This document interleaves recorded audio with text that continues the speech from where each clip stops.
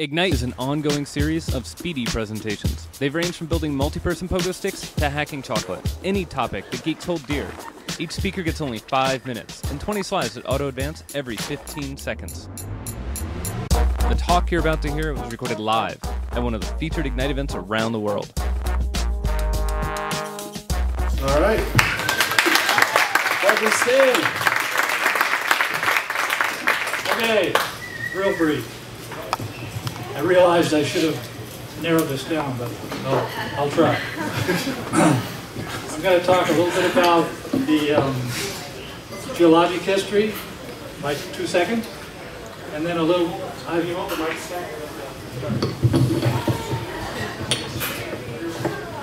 And then into what we all enjoy today, the boom and bust cycle of Nevada. About 225 million years ago, there was a big inland sea to the east of here, and in it lived the ichthyosaur, which was the inspiration for our state fossil and a local brew. At the end of the last ice age, which I'm not so sure has ended today, there was a big lake covering most of northwest Nevada called Lahontan. And about this time, the first human beings started coming around the area. And today we have remnants, Pyramid Lake, the Black Rock Playa, are leftovers from that time. Move up to the 1820s, and European explorers started showing up, commonly known as the white people, even though they weren't all white. In the 1840s, more and more people started passing through Nevada, this area, in particular on the California Trail, immigrants. But they weren't staying here, they were headed for California, Oregon. Then about 1859, some of them started coming back because of the Comstock, the big gold and silver strike. That went on for several years. It petered out. The next one came along in Tonopah. And during this time, the political and economic power of the state moved around from one mining boom to the next.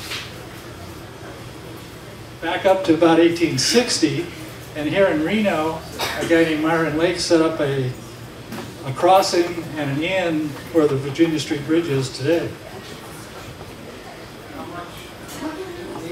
In about 1868, the railroad came through, which cemented this place as a real town, and in fact it incorporated it at the same time.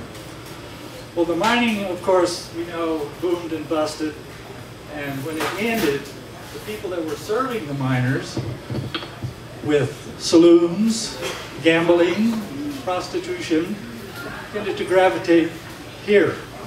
So we ended up with an economy that was based on transient population and sin, to put it bluntly. And that went on, of course, up to the present day.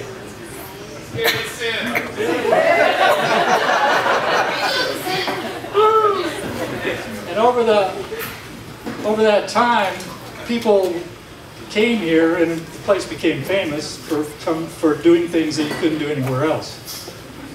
And in 1931, whoops, back up a second. Another significant event was the Transcontinental Highway, which passed through here in the 20s. That's where the Reno Arch came from. Another whole story. In 1931, the state of Nevada, in its wisdom, legalized gambling and also added the incentive of quickie divorce. So that brought even more people. God bless Nevada.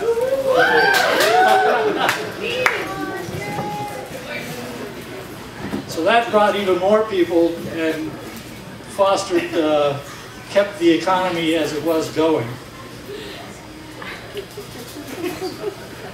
About 1950, the mob and all those guys got going down in Vegas. And the gambling resorts and the strip and all that stuff got going. And the population did a switcheroo. So Clark County, Las Vegas quickly overtook northern Nevada as the population center of the state. However, things that were going on here kept going on here. We had the gambling halls. In the research I did on some of the history, it's really amazing how often and how many times the look and feel of downtown Reno changed. There were hundreds of gambling halls, saloons, hotels, came and went over the decades. And we still see it today. Things change pretty fast. In attempts to diversify the economy, things like the redevelopment, all the big events we have, which I put a few up, really haven't changed things all that much. We still have the boom and bust, and a lot of us, I think, were here a few years ago when the place was going nuts, and it was like boomaroo. All right, Stan, thank you. Sorry, your slides are repeating themselves.